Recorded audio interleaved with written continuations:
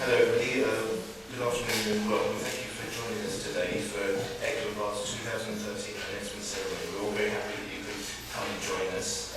My name is Scott Young and I'm the University Registrar. I will serve as Master of Ceremony for today's ceremony. We're going to start with a performance of the musical prelude only time.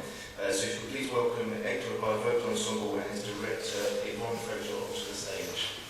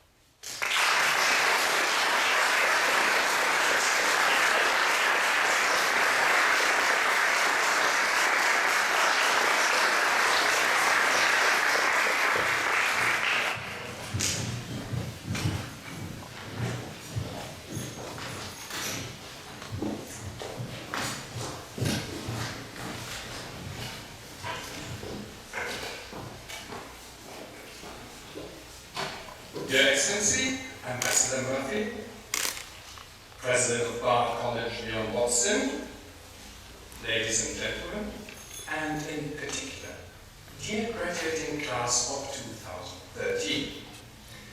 Welcome everybody on this truly wonderful today and even now magnificent day. I was prepared for a rainy day, whatever, but no, this is glorious. On this wonderful day, to the Rathaus Pankow and to today's very special event. Because when later, say in a couple of weeks or even years' time, when you look back to the events of today, you will find that your memory of the 2013 Commencement might not be an exact representation of today, but your memory of the 2013 Commencement will have become a story, a narrative, a fiction, yet true. And your memory will most certainly not be identical to the version of anybody else's memory of today, but one thing is absolutely certain: you will remember today because it's one of those wonderful moments when you realize, particularly if you're a graduating student, of course, that you've achieved something and that you've gained something truly valuable. And I don't mean a diploma, but of course an education that will serve as the basis for many more things to learn. And you have met, in fact have become friends with intelligent, educated, challenging, occasionally difficult, I admit, often clever, charming, interesting fellow students, whom you will return to as alumni later and whom you'll remember fondly. And you will remember the happy faces of proud relatives and friends, and the happy and proud faces of your faculty. And believe me, the happy faces of administration too. So, dear graduating students and dear guests, the memory of today will be, as the truly exceptional author Julian Barnes said, and I quote, your personal narrative. You keep a few true facts and spin a story around them. And so we all shall have a multiplicity of subjective truths. And since memory shapes identity, the events of past terms of Bard and of today will become a part of you.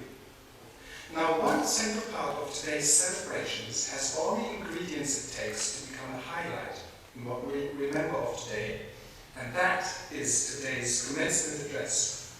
Because our commencement speaker today is His Excellency Philip Murphy, the United States Ambassador to Germany. Now, you will certainly remember that he introduced the author T.J. Cole last year at Bard, and mind you, T.J. is shortlisted for a Berlin Literary Prize. Excellent choice, Ambassador, I must say. And you read about Philip Murphy in your commencement booklet. You know he went to Harvard, was a hugely successful banker, and in this capacity spent a couple of years in Frankfurt before actually coming to Berlin. In 2009, he was appointed ambassador to Germany by President Obama. Now, Philip Murphy has become not only America's spokesperson in Germany and beyond on his home turf, politics and diplomacy. Philip Murphy has, like no other high-visibility politician, been instrumental in making education, and in particular the liberal arts and echo of Bard, a major topic in Berlin and beyond. I think one is justified in saying that Philip Murphy is echo of Bard's greatest ambassador, and it's a privilege to have him here. Because when I asked him, that ambassador, whether he'd be willing to deliver the commencement address to the echo of Bard class of 2013, I was hoping he'd consider it. Ambassador Philip Murphy did not for a moment hesitate, but said, "Buddy, I'll do it." So, it is with immense pleasure that I announce that His Excellency Ambassador Philip Murphy will give the commencement address of 2013, now, here, and here we have the man. May I ask you?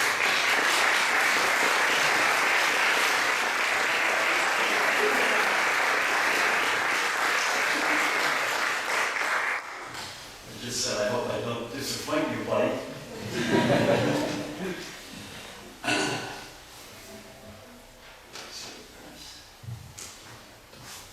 Thank you, Thomas.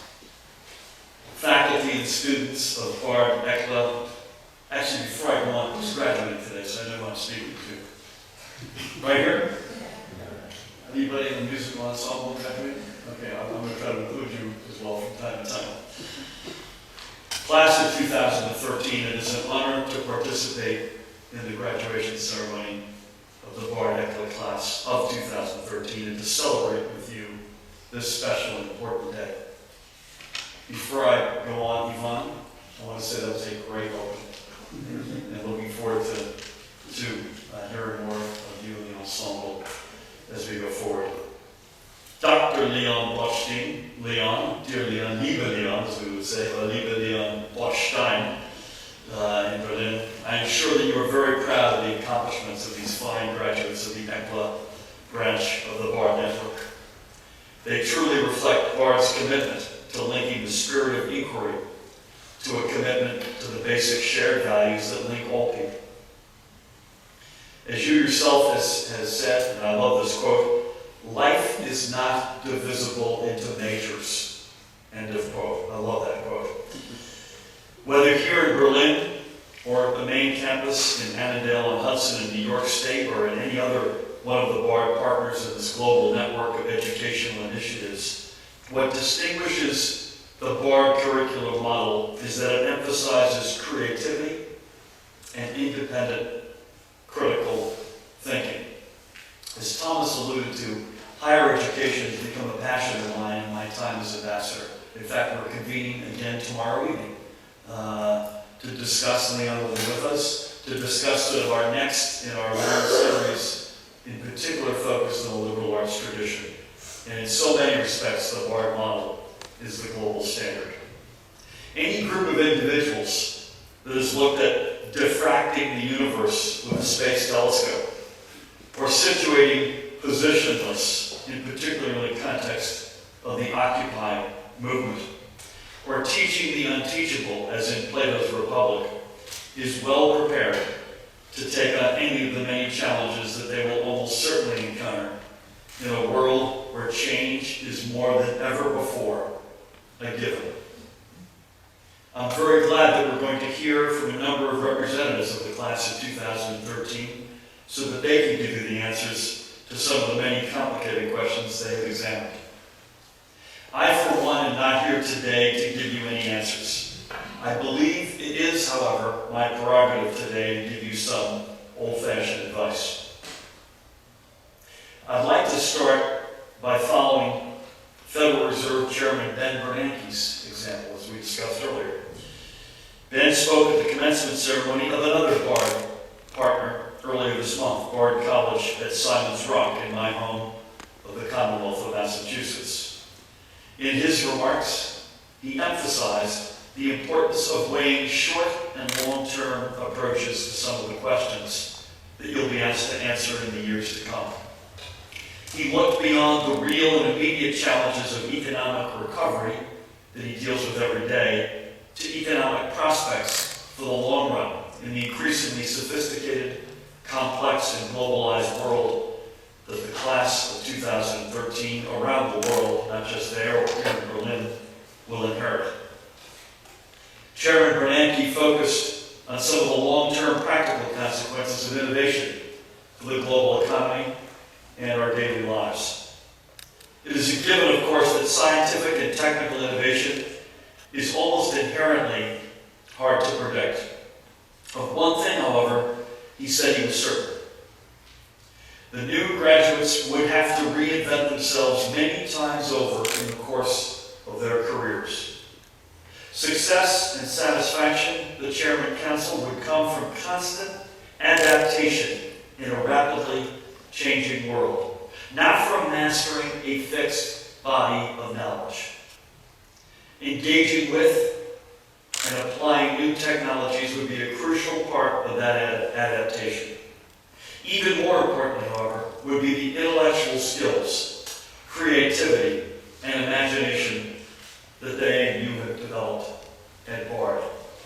I have to say, Thomas, I'm honored to be here today. Leon, you've got great taste in the decisions you've made back home. Gabrielle Giffords spoke on the main campus's commencement over the weekend with her husband, Mark Kelly, and gave a moving commencement address. I take my hat off to you for both. I would like to go back to Chairman Bernanke and second his advice, but I also feel very strongly about the need in the midst of transition and transformation to hold true to certain goals and values.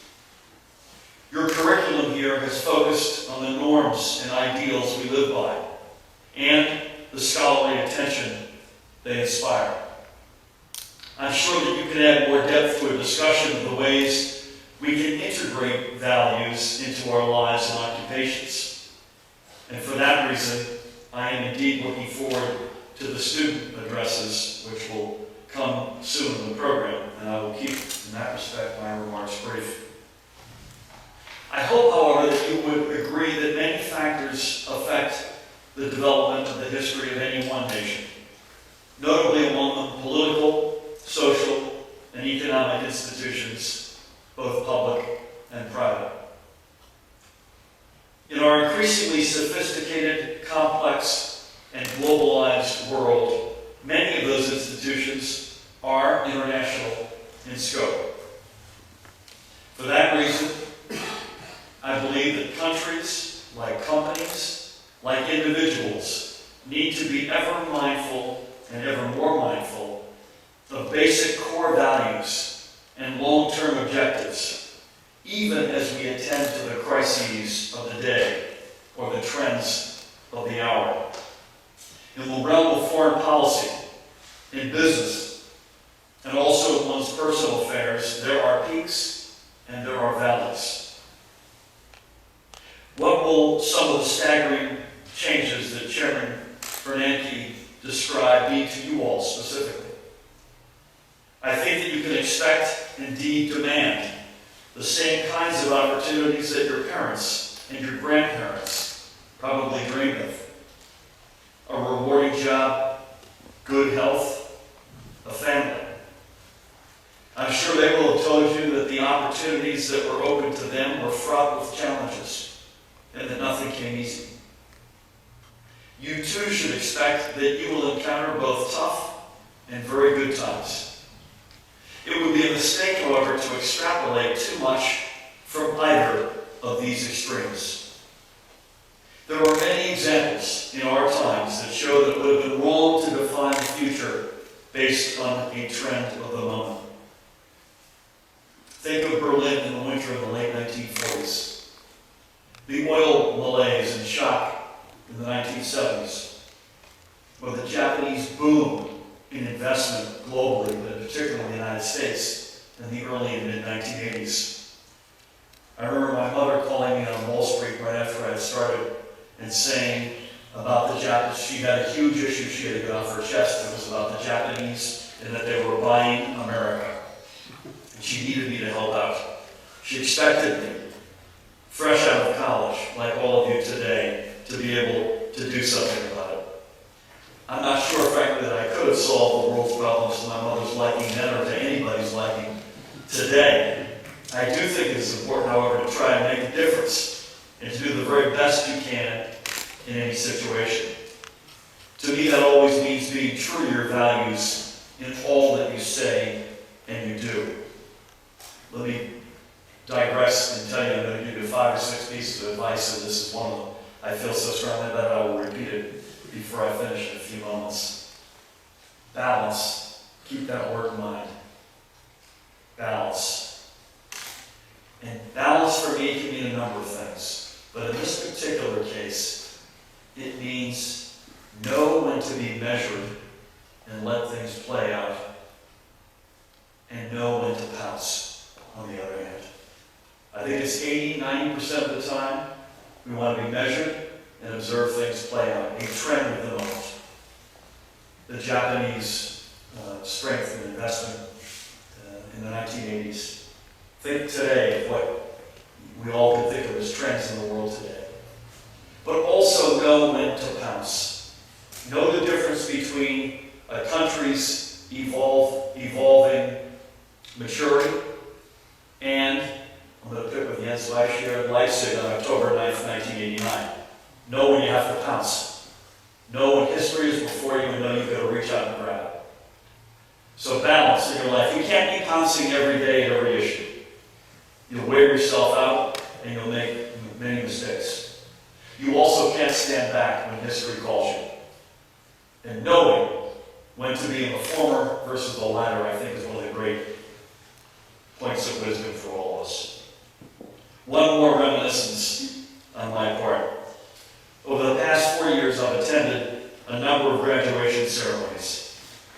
And as I said, and I really do mean it, this is a tremendous honor in a very personal sense. Invariably, at these ceremonies, I recall my own graduation ceremony. The year that I graduated from Harvard College, the Chancellor of West Germany, Helmut Schmidt, was the keynote speaker on Commencement Day. On June 7, 1979, Harvard graduated 4,391 degrees. Yours truly was one of those thousands. Up until that point, my exposure to Germany had been fairly limited. But I remember being tremendously impressed by Chancellor Schmidt's charisma. He walked, I don't know if you've ever been to Harvard Commencement, but they walked the doctoral and the honorary degree recipients right through the class. And he walked right by me on his way into the amphitheater, and I was impressed right away by his presence. And then he spoke. He exuded a force and an eloquence that I remember vividly to this day. In an English that was, and I might add, remains better than mine, he spoke about Ostpolitik and about West Germany's relations with both the United States and the Soviet Union. As ambassador, I've had the chance on many occasions to meet Helmut Schmidt. In preparation for my most recent visit with him, I ordered a present, which was a facsimile copy of the local The Boston Globe, which reported on his visit in his commencement address back in 1979. One quote from his speech jumped out at me. He said, and I quote him, "We cannot fail to see the division of Germany has now become an element of the balance in Europe," end of quote. And then he followed up on that thought by saying that reunification must remain a goal for future generations. Well, the future came faster than anybody could have foreseen.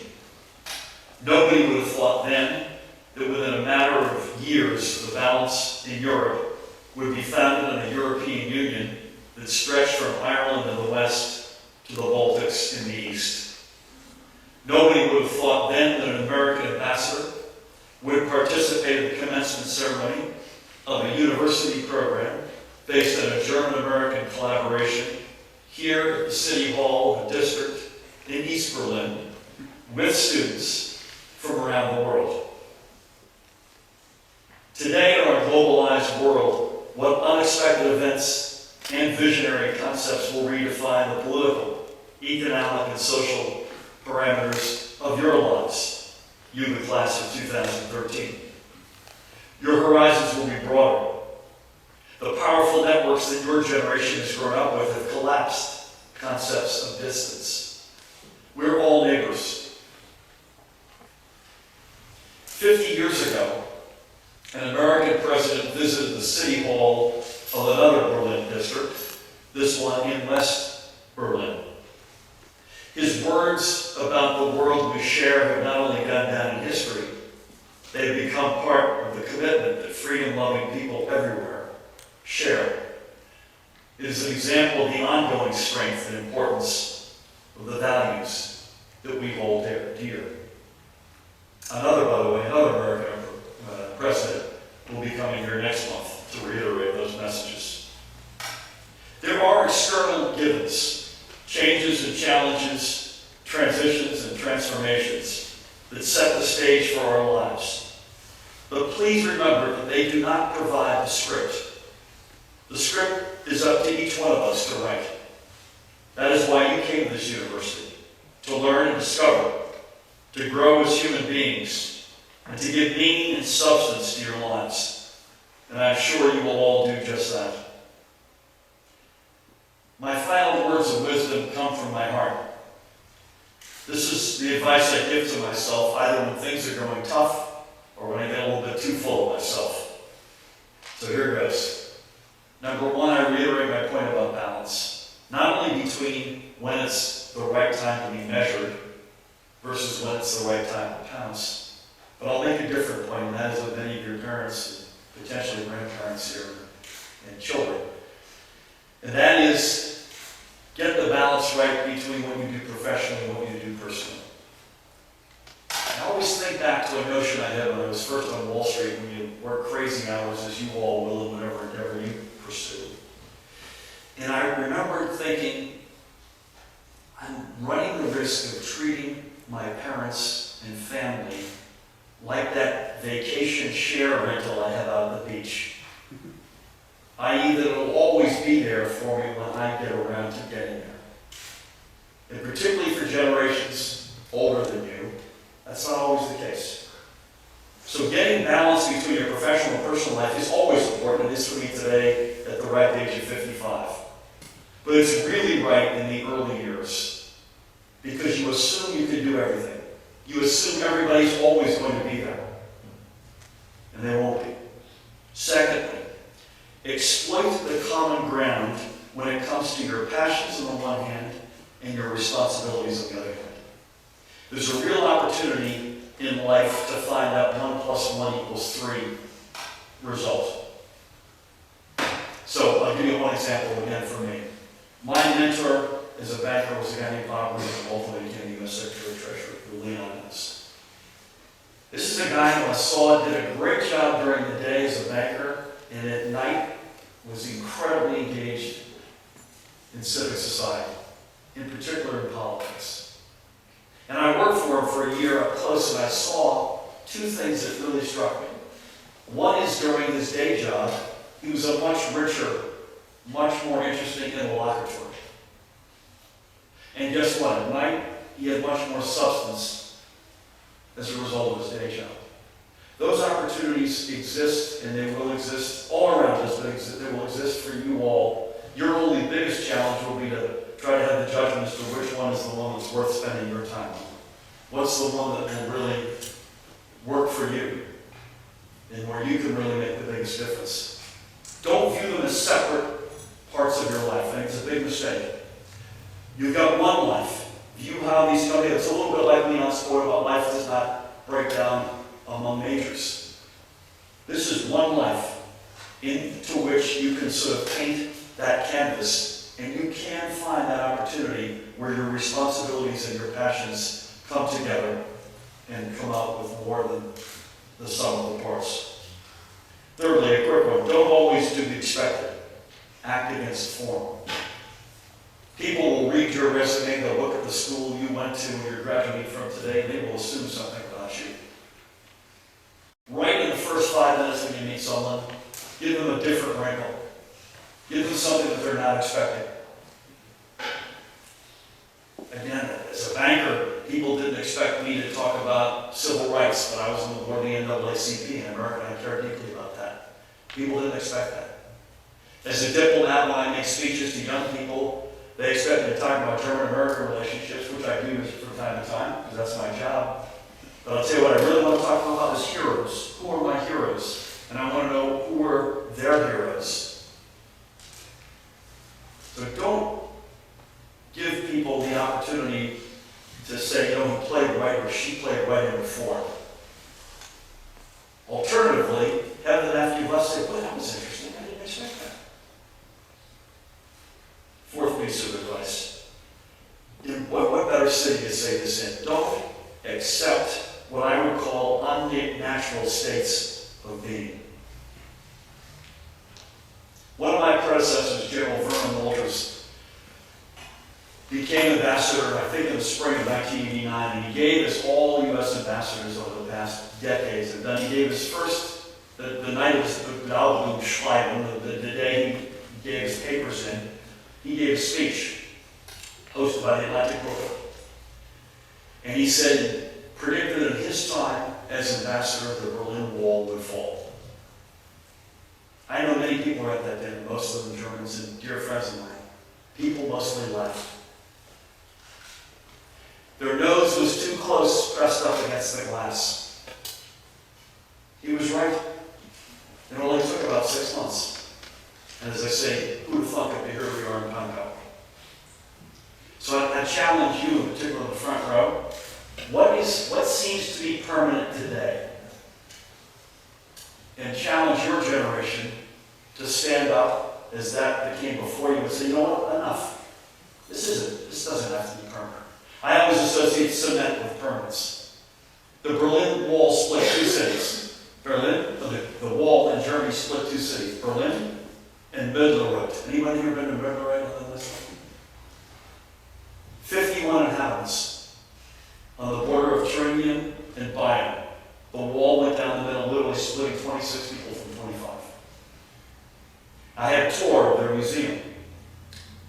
Terrific experience. And the guy said to me, over here is where they had the first example facsimile of a wooden wall with barbed chicken wire, but here's the big permanent stuck from the cement wall. Here's where they had the small wooden watchtower, but that's the big one that they ultimately built. And I thought to myself, cement.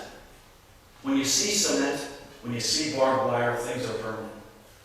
So ask yourselves, what are you seeing today that seems permanent, that is unnatural, and up to your generation to fix, hopefully peacefully, by the way? Where is it written that there should be two Koreas? Where is it written that we'll never have a two-state solution in the Middle East? Where is it written that this tragedy in Syria will go on unending? Where is it written that we'll have billions forevermore in poverty in the globe? It's not written anywhere is the answer. And your generation can change that. And then finally, I ask all of you to think through the following phrase always when you're acting. What would you do if the lights were out and nobody were looking? It's easy for me standing before you with the lights on, a couple of people videotaping this, to say, hopefully, the exact right thing.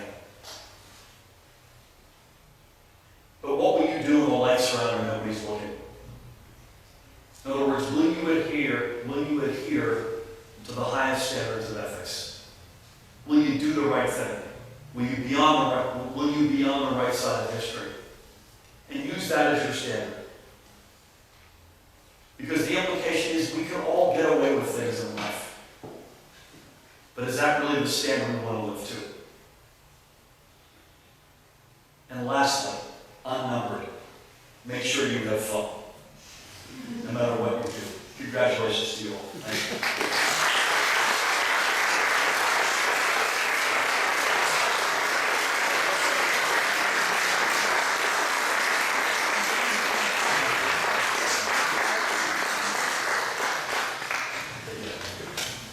Thank you very much, Ambassador. I'm sad that you're able to stay with us today until 4:30, which we really very much appreciate. We're honoured to have you. Thank you. Next, we move on to a musical interlude. There were two pieces performed by the ensemble, starting with I'm Attending the Wheel. So if you'd like to welcome the ensemble back on stage with the director of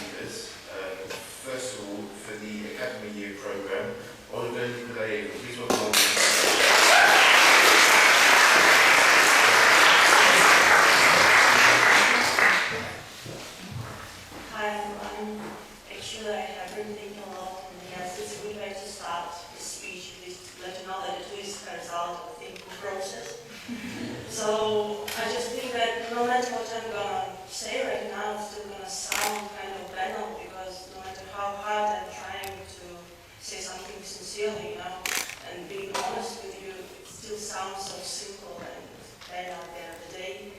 So I'm just forced to introduce a metaphor right now. So I just was thinking about puzzles, this game for children for grown-ups developing, when we have all these tiny pieces all over the place and we're trying to put them together and to see an overall picture. And I really like it. I mean, it's really fascinating, and I know the technique. First of all, you need to pick up, all these frame details just to make a big frame. And I do think that it's kind of life, because it's the same. You're thinking about your school, about your university, a job you're going to get, your background, whatever you're doing, and it's all these frame details, and you're just creating boundaries for your future life, basically. And then you're trying to, see some colors, shapes, and distinguish pieces which are familiar to you, like faces, situations, basically your experience, but you still don't see the picture itself. You're still kind of there, but it's like blurry, and you're really enjoying the process. And then it's almost done, and there is one very little space, and it's funny because we have been doing it for quite a while, 2 weeks, sleepless nights, and then you just cannot find this piece. And maybe it's just got lost, somewhere, I don't know, under a kitchen table. And you're basically anticipating, to admire the result of your work, and you cannot find it. And there's something about me, I was actually doing a lot of things, and I was pretty sure that I'm enjoying my life, and I'm doing the things I ought to do, I have to do. And then I just found this piece in front of me, and it was like, wow, really, it's true, and I'm really happy to be here. And maybe on this fancy metaphor I have come across to is just a way to say thank you. I'm really glad to be here. I'm really want to thank people because I've met wonderful people here, and they're really my friends.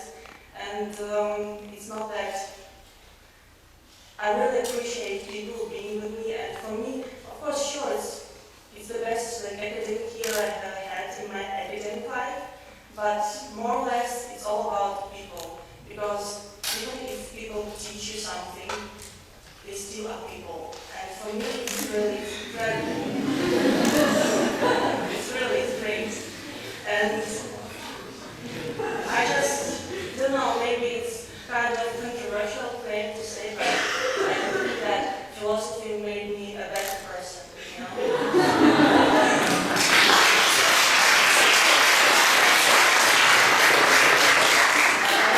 So, and I should just end up with a quotation of Nietzsche, especially according to the weather we're having today, and his reference to rational man.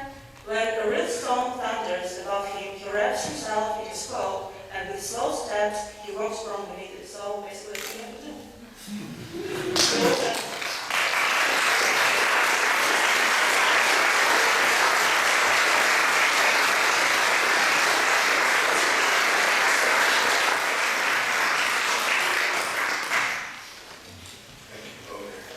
And next we move on to the student speaker for the project here, Maria Ultimova.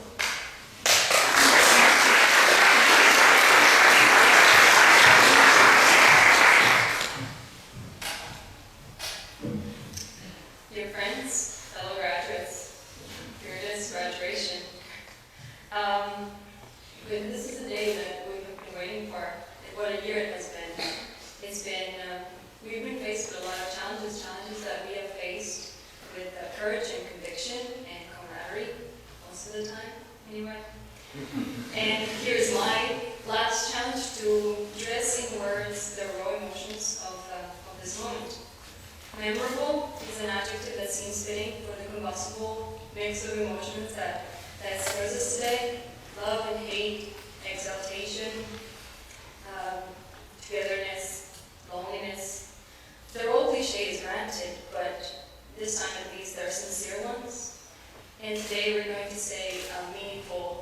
goodbye to an experience, a one-year experience that was beyond space and time.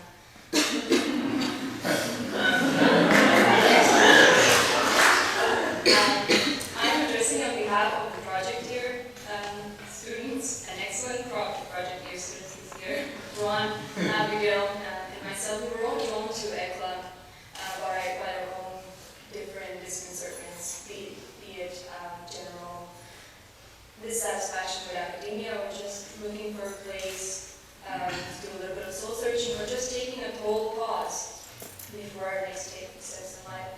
We came here with big questions and we're leaving with bigger ones still. But we're also leaving with a kind of renewed confidence, and that goes a long way these days. So I just want to thank everybody for being part of these very personal processes for all of us. Thank you. But I'm up here, and it's a great thrill to invite you to celebrate everything that goes on in our minds, and everything that will remain of the days that we had, the places that we went, and the things that we saw. It might sound like soppy nostalgia to a lot of you, but then just think about it. In just 1 year, even the most mundane ECLA life went from being boring to memorable. And I know that I will remember it. It's in Rathaus Pankow, terminus. Please leave the train here. But thousands of other graduates around the world are reminiscing about lives and times that might seem very similar to ours, but there has to be something about the memories of the 2013 ECLA of our class that is unique and genuine and telling. Maybe it's the special persona of our big shared house caught up in the whirlwinds of transition. From seminar groups, through coffee-fueled research nights, through student clubs and nightclubs, we have found a way to revel in the social life of a community that might be small, but it's bubbling. Under the Berlin sun and stars, though really only mostly clouds, we have lost ourselves and found ourselves and made friends and made mentors, and we learned that definitely people have more than one great love in life. We were really gifts to one another, and I really treasure that, and I hope that one day we can remember with a smile the insecurities and the prejudice and the stereotypes that just evaporated as we got to know each other. And really, it was this character of a community building that made this year memorable and made it meaningful. But before we go on to congratulate ourselves, I just want to take a quick moment to thank parents. Ours are not here today, but really, parents who are here, this goes out to all of you for your unfailing support. Thank you. Also teachers, as next year we join your ranks. Thank you for the passion and the commitment, and really all of you who have followed us through to the big C. It's commencement right here. I get very emotional at graduations. I should know because this is my third one in a row. I'll take a break. But I remember my commencement speaker 2 years ago. She read to us from all the places you go by Dr. Susan. She looked at us, and this still resonates in the back of my head. She said, "Kids, you move mountains. You have brains in your heads and feet in your shoes," and you do. I mean, you have that and then some. And I'll be looking out for the places that you go. And if in 2 years' time you're standing up on a podium like this, graduating for the third time, that's fine. And you will not have moved any mountains, but be generous, give yourself freely to people, and but keep that mountain in sight because it's waiting for you. Our mountains are waiting, you guys. Happy trails and congratulations to us all.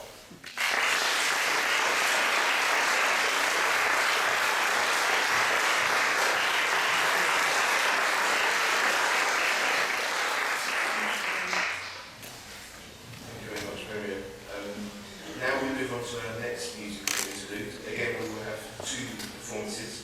The first piece entitled Orpheus with his lute, and the second Of a Notus With. So please welcome the ECLA Bard, Pankow Town Hall, and Yvonne Fraser back.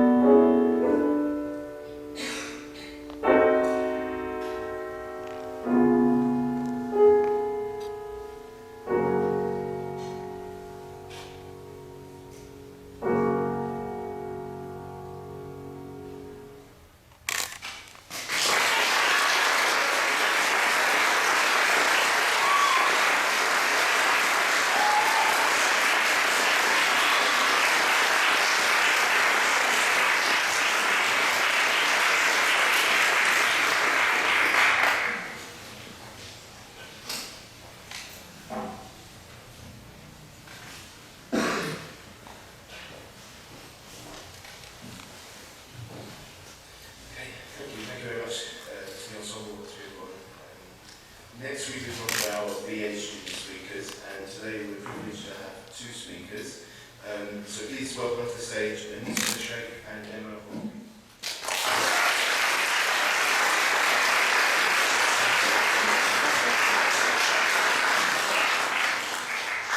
Dear friends, hey, nice to see you all. Nice to feel like a big laughter every Wednesday. I was thinking about what to share with you today, and looking for some passages, a special awesome passage from the brilliant books that we've been studying very diligently. And do close reading that we've learned very well. If there's one thing that we did know we have to do well, it's close reading. We never been taken away from. But I actually think we want to do something quite different. And that's to give a big thank you to all the people that have been with us, people that have done a lot of paperwork, admirably, kept creations going, people that have planted flowers in the garden, cut the grass, people that have sat with us, sat with us in class, pushed up one step further, sat there with us for hours, jumping ideas, encouraged us, given us support, given us the hug when we needed it, and we thought that we did not need it. We really needed it. Yeah, we did it all the way through. People that made tea, made coffee at ridiculous times in the morning for us to meet an essay deadline. People that have been there listening to us, helping us, giving us advice. I think, yeah, we're living with a big smile. And it's not goodbye at all. This is just taking it one step further. I don't know if it's space and time, but perhaps we'll see. Yeah, I agree, and I think Emma said what needs to be said. Except for just for me the most, and I think for us the most important part. So every year, delete here, done. Thank you. Excellent. We were trying to be not true to form in a way, as the pastor said, and leave you with the words of Clement the Frog. Time is fun when you're having flies. Thanks, that's what's celebrate.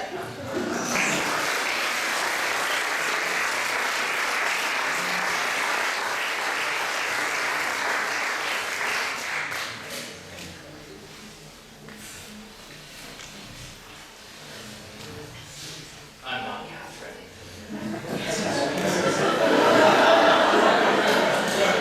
But I get to work with all the graduating seniors on their theses this year, so I have the honor of coming up here for a moment. Time at ACLA has come to an end, and yet we are still giving you more reading. So as a parting gift, each of your advisors has selected a book for you. And it's not a signed reading anymore now, it's just up to you, but we think you'll enjoy it and then you'll read them. So I'm going to just read the titles of them so we get a sense of the very wide range of interests among our students. To Una Blagojevich, Berlin in the 20th Century, a Cultural Topography.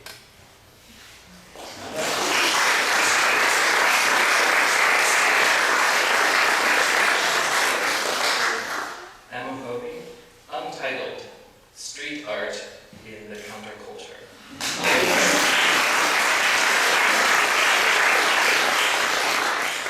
Sarah Higgins, The Church in the Shadow of the Mosque, Christians and Muslims in the World of Islam.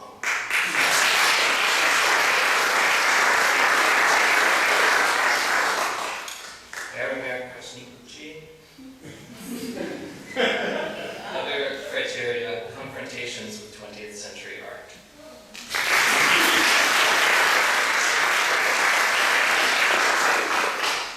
David Luna Velasco, Die Gedichte kommentierte Gesamtausgabe.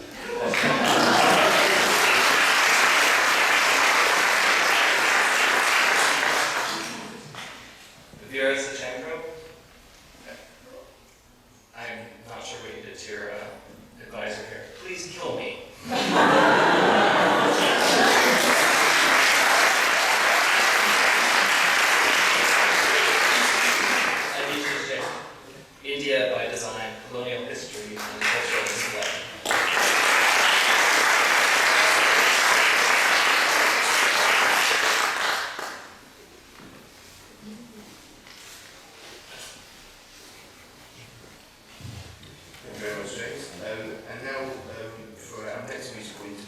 Dear Lady on, I'd like to invite the club constable back onto the stage. Thank you.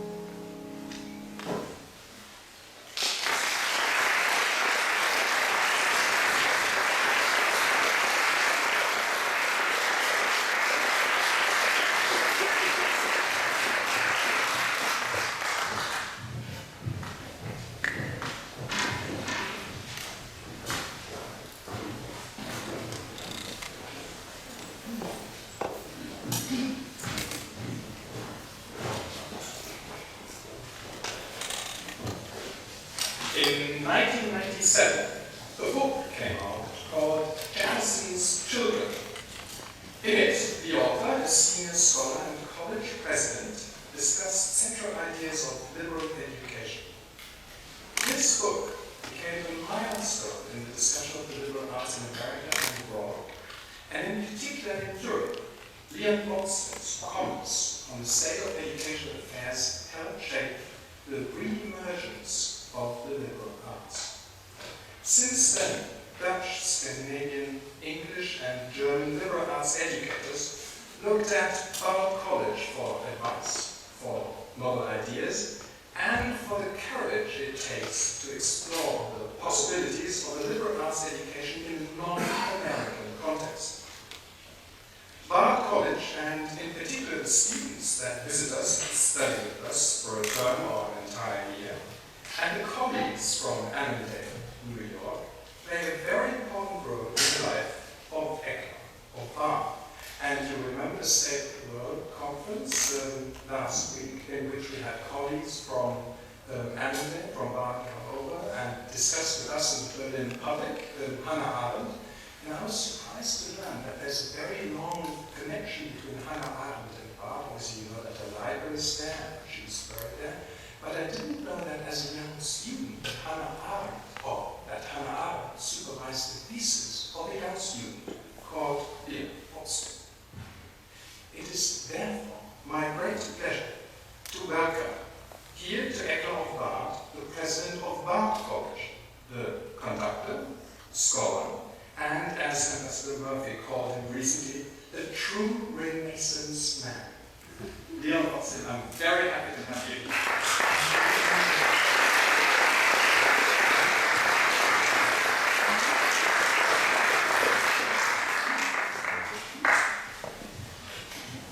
So I too want to thank everyone for coming, and this event has a greater chance of being remembered because it's small. Ambassador Murphy's graduation is a blur for everyone, no matter where they sit, and so it's a really great pleasure to be here, and I want to thank Ambassador Murphy and Thomas Rummel and all the members of the faculty and all the members of the staff. So there are two obvious things about ECLA which are completely anachronistic. One, the size. We, as you all know, live in a time where the conventional wisdom is that technology will replace teaching. You don't have to go to class, you don't have to have a campus. Actually, you can get a wonderful class in any subject on the growing number of available platforms for classes. And these are very good. They cannot be trivialized. They're not anything like what we grew up with, was just educational TV, which was an oxymoron. No one ever learned anything from watching TV. But the current gadgets are absolutely very impressive. In my field, ear training is wonderful on a computer, because nobody hears your mistakes. Nobody watches what happens. You can do it on your own time, and you actually can do it without having a lot of equipment.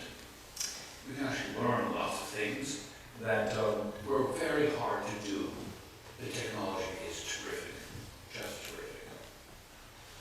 But what we have discovered, and what you've discovered, is technology is just a gadget. Great architecture wasn't made by the invention of the elevator.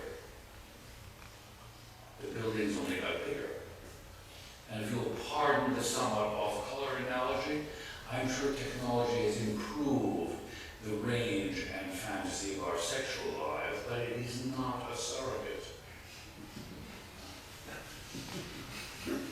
Teaching and learning in the end are human activities that take place in small groups and one-on-one. This is economically not viable, but we in the modern world have to fight to keep it alive. The dwarfing of the process of the transfer of ideas and of knowledge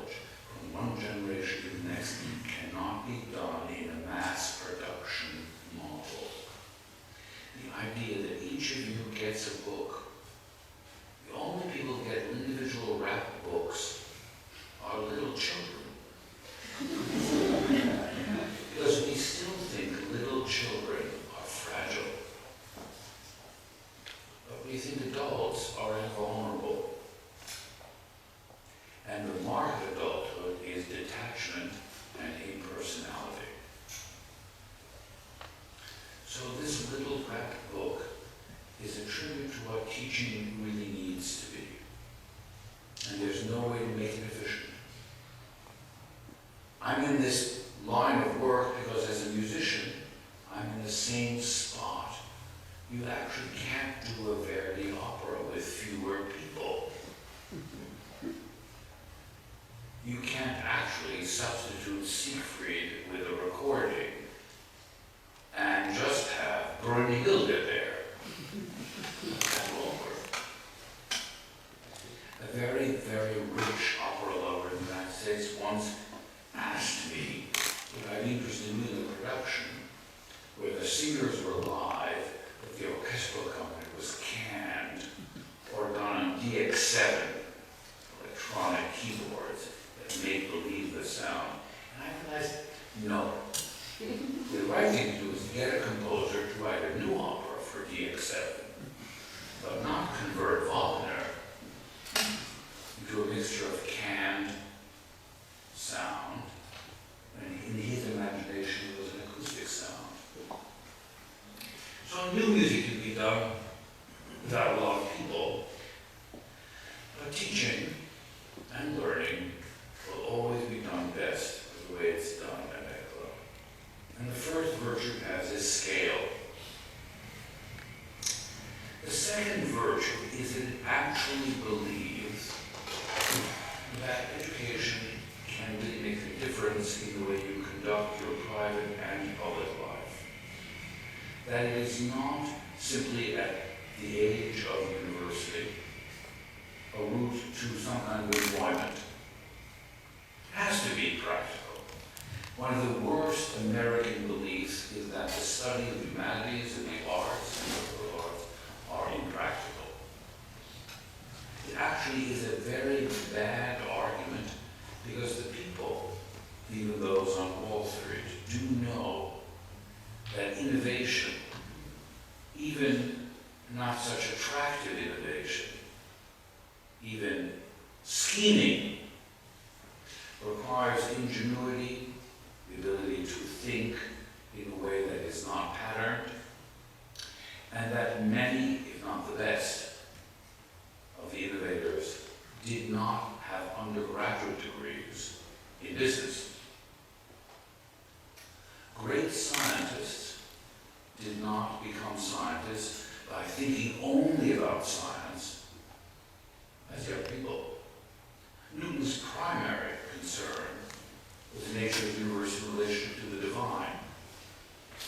Einstein would never probably have been as original a thinker without a very complicated, tortured, but intense relationship to music.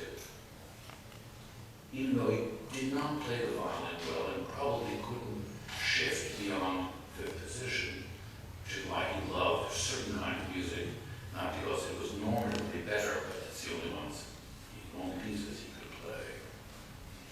So I want to say to you that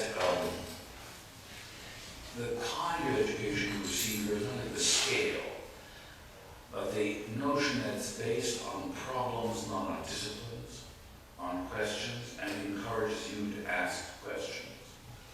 You will be able to convert that multifaceted knowledge very easily into a narrow competitive career or way of life. That's not a problem. In fact, it will make you more competitive. The real issue, of course, is how does a curriculum influence the content of life? Which is why we're here, when I speak of BARD, that we are here at ECLA. ECLA, as many of you know, was created well before we got involved. And it was an ideal to create a small institution on its own. The impracticality of doing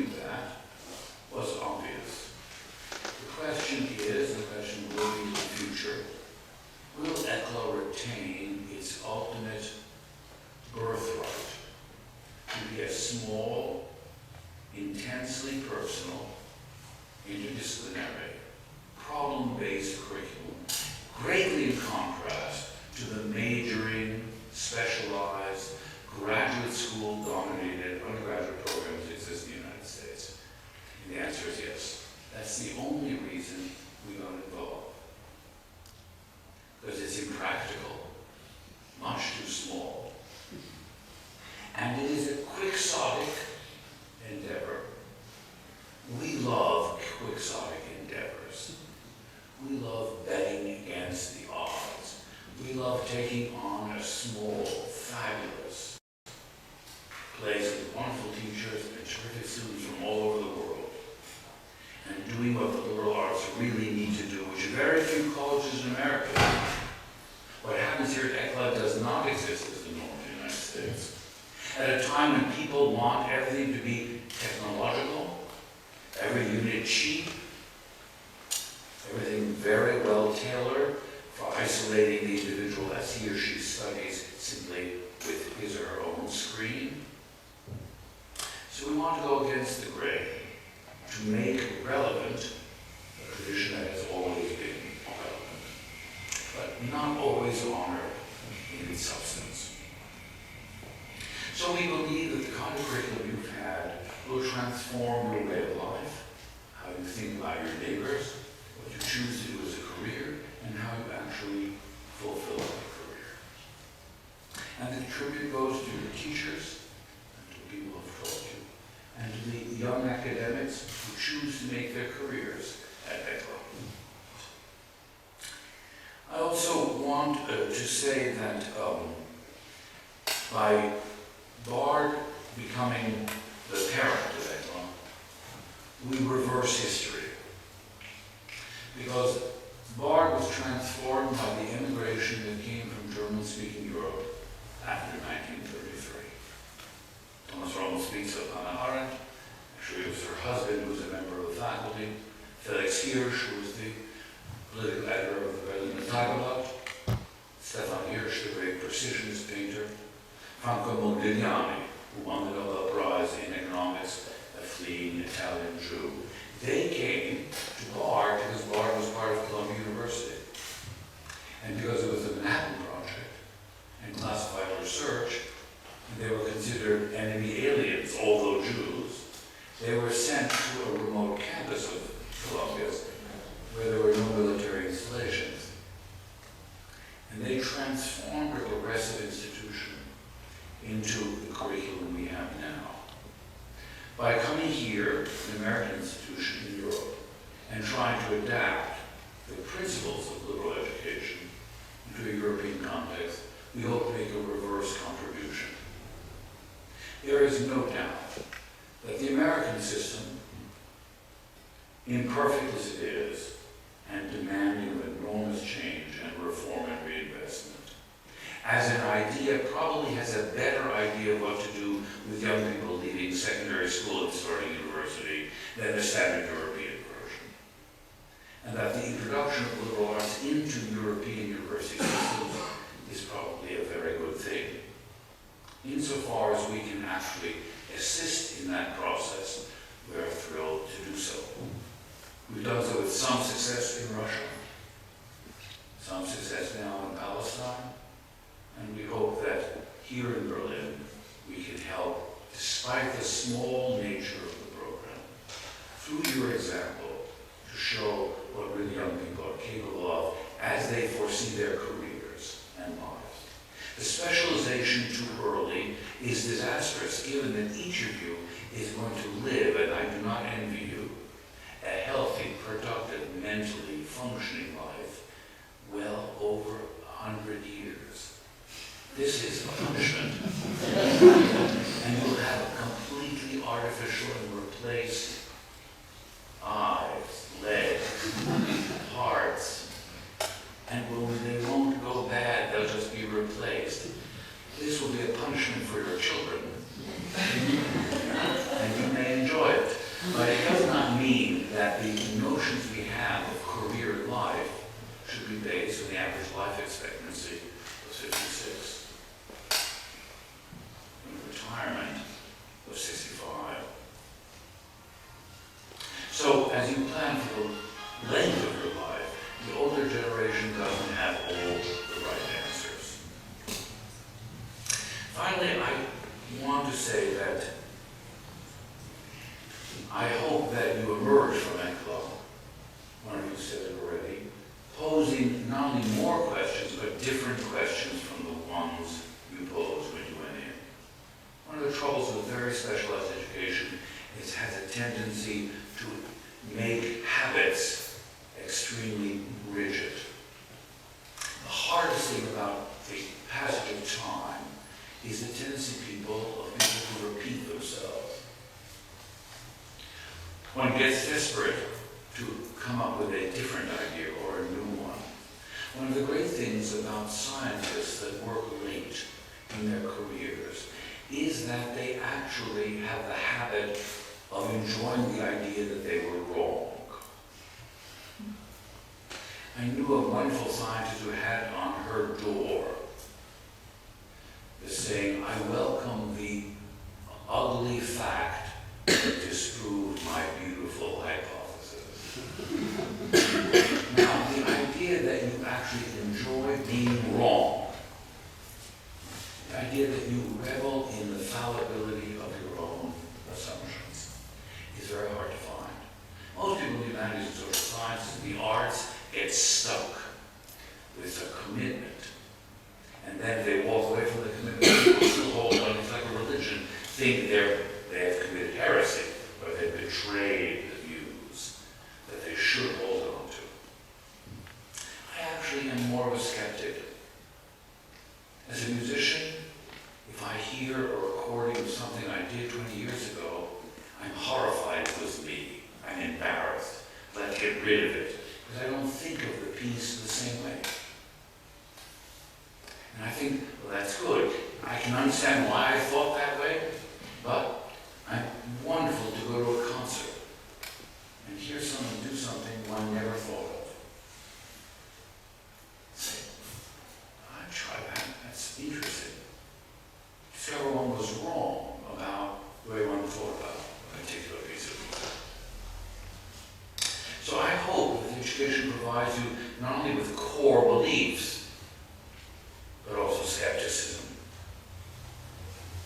So that the questions you ask continue to evolve and that they're new. It is in that constant renewal that one avoids both boredom and depression, and one can deal with the ups and downs of life. If you look at this program you have, you will notice that there is the seal of the college. This is in Latin. If you look at it, you'll see in the middle there's a kind of, there must be rays of the sun. And in there is a Latin phrase, "Dabu tibi coronam vita." I will give you the crown of life. Now, this is a very interesting phrase. It actually comes from the book of Revelations. It reflects the fact that Bard, which was founded in 1860, was founded by the Anglican Communion. Anglican Communion is a complicated religion, as you know, one not necessarily born of theological conviction, but of a mixture of absolute monarchist narcissism and the desire for care and political motivations and economic motivations. There was no real Calvin or Luther in the founding of the English Anglican Communion. And therefore there was a strong Catholic connection with the retention of Latin and Anglo-Catholic movement. That's why Cardinal Henry Newman himself finally converted to the Oxford movement, becoming a Catholic. The original seal of this college was not this, because this is only half of the quotation from the Book of Revelation.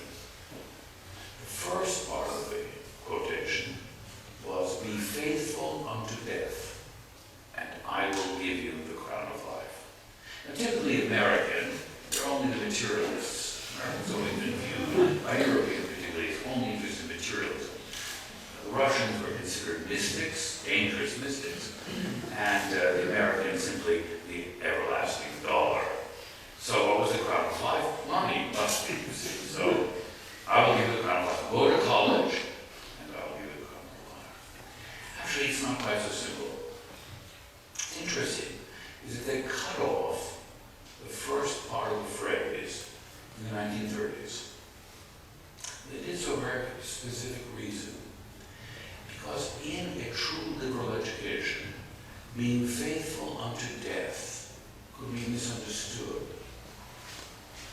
devotion to a catechism, a set of practices, a set of beliefs that are absolutely unresistant to the changes in human condition. It's not to say that all values are relative, or they're not things that one would not stake one's life on.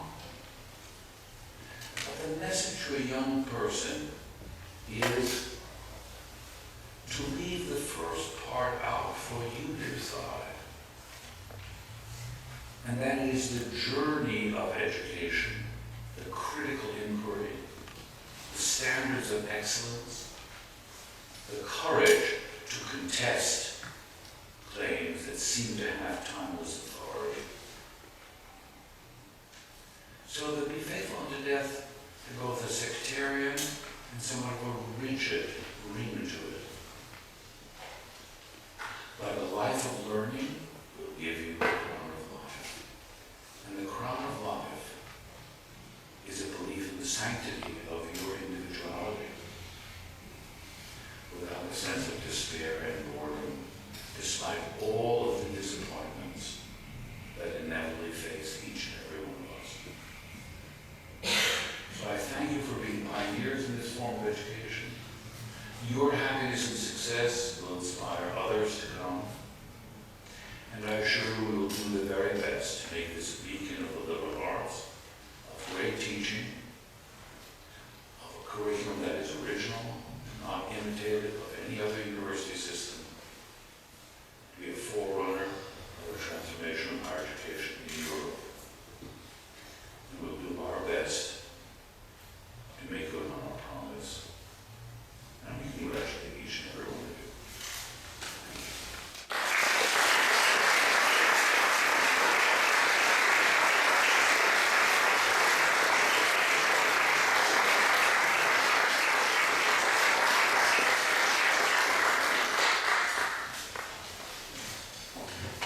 Now we move on to the next part of the ceremony, which is the awarding of certificates for the academic year and project year programs. So if I could please ask my colleagues, Professor George Norman and Tom to join me in the stage.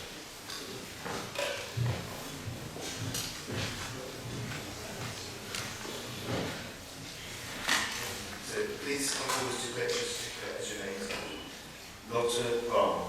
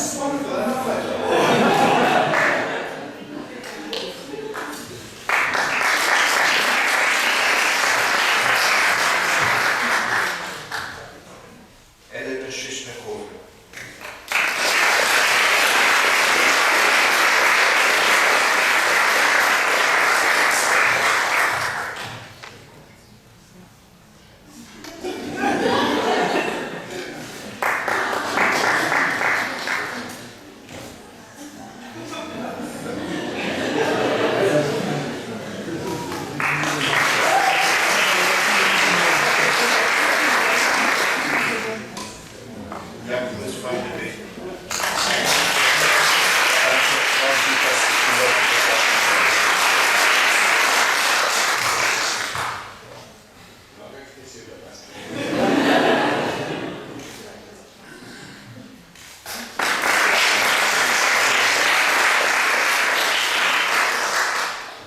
Aline van der Mel.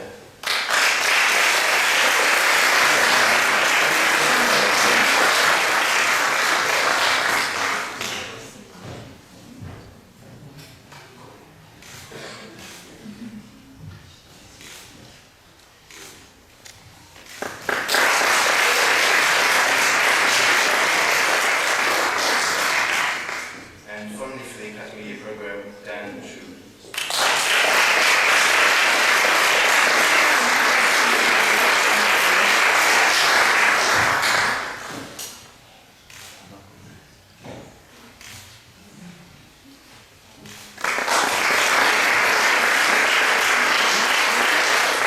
Congratulations to all our Academy Year students.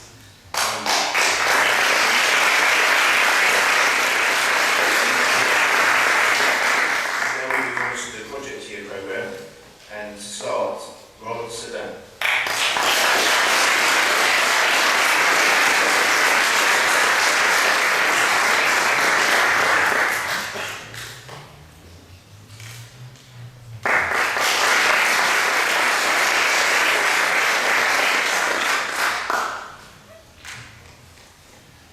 Next, our very own pianist, Maria Uzunov.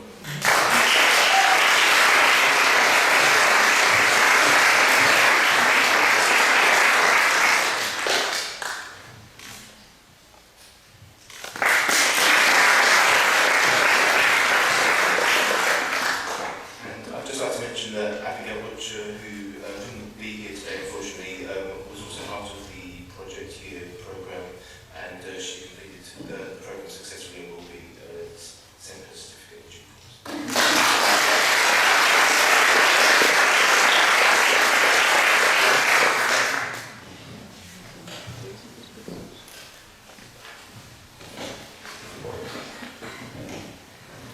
And now we'll move on to the awarding of the VA diplomas. Again, please come up with your name is called. Firstly, Una Blagojevich.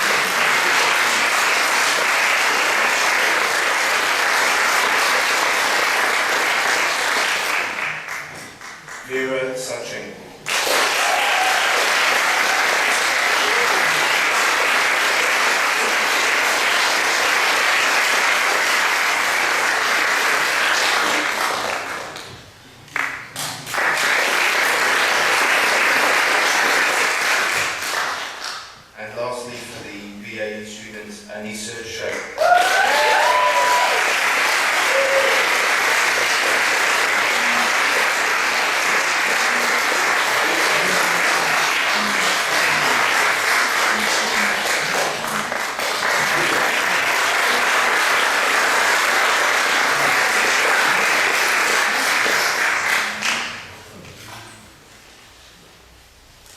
So congratulations everyone, once again.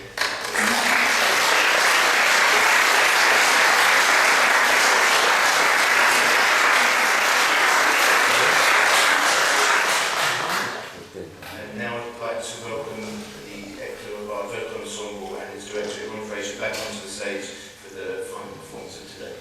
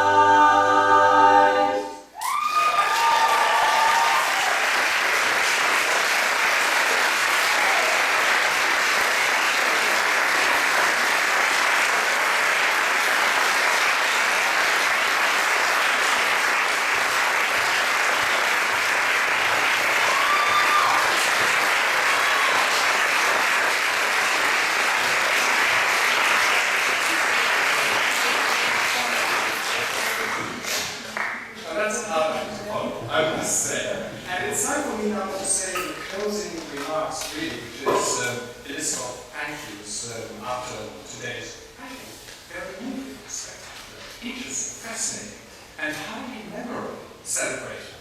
So our commencement ceremony has come to an end, and I'm delighted that I'm must admit a little proud that Eckhoff was, is, and will remain the liberal arts college with excellent students, are taught by enthusiastic scholars, with services provided by professional staff. We are a small team, as we heard, and will grow, which is a good thing. And one thing I'd like to highlight is that it's the true Eckhoff arts spirit that we heard and saw today. So, a couple of thank yous in this context. First of all, a thank you to the organizing committee who organized all this, inviting you, who showed you upstairs, and in this context, just single out two members of this committee, Katharina Mann and Eva Athanas. Thank you very much.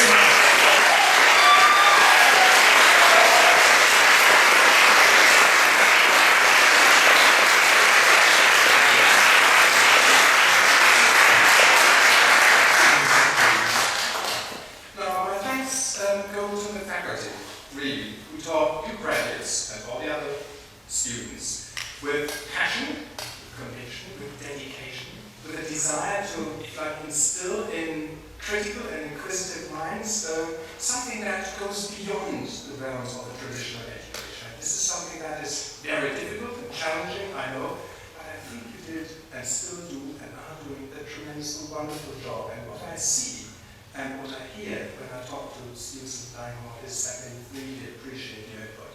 And this is something very special, and this is not, if you like, the ordinary sort of middle-of-the-road, average German academic who drones on in endless lectures, boring to death, till somebody sort of falls off his or her chair.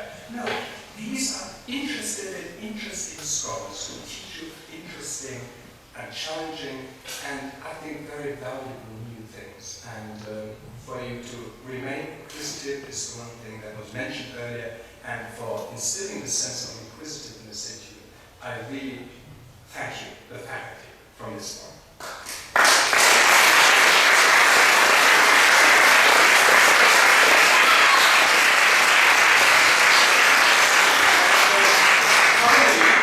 You never see them, or you rarely see them, but they work diligently behind the scenes. That the staff who unnoticed, often unnoticed, do very valuable work, and who, like the faculty, care about you and the institution. And in this context, I'd like to single out the one staff member that's been doing all the work here today, and that everybody is in touch with and talks to, and who does a wonderful job. I'd just like to thank you, Scott, for being here today, for doing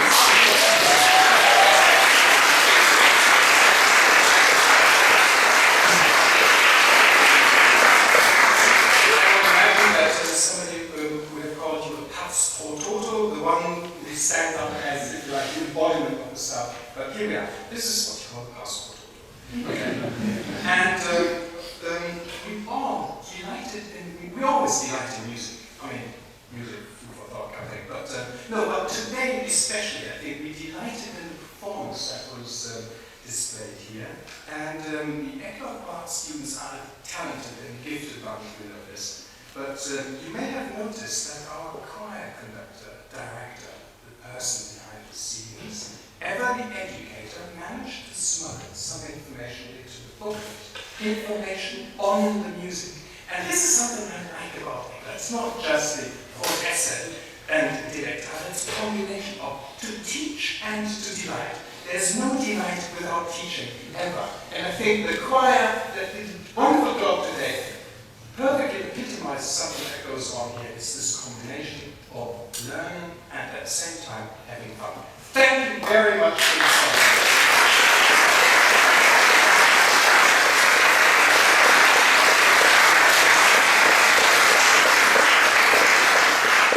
And finally, because this is a time of concluding remarks, let me thank the graduating classes of ECA for being here, for being inquisitive and intelligent, difficult, not to say no, difficult, okay, but then constructive.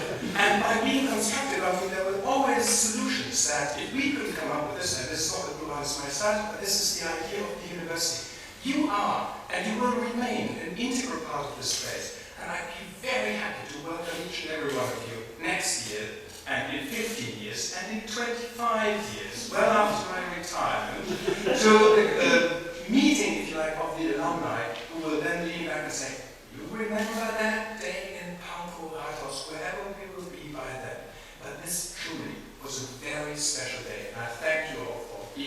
for contributing in a charming and entertaining, substantive way to what we heard. Thank you to the speakers, thank you to everyone on stage, and I have no doubts that we'll all meet again tonight over a drink or two in the dining hall. Thank you, and stay there.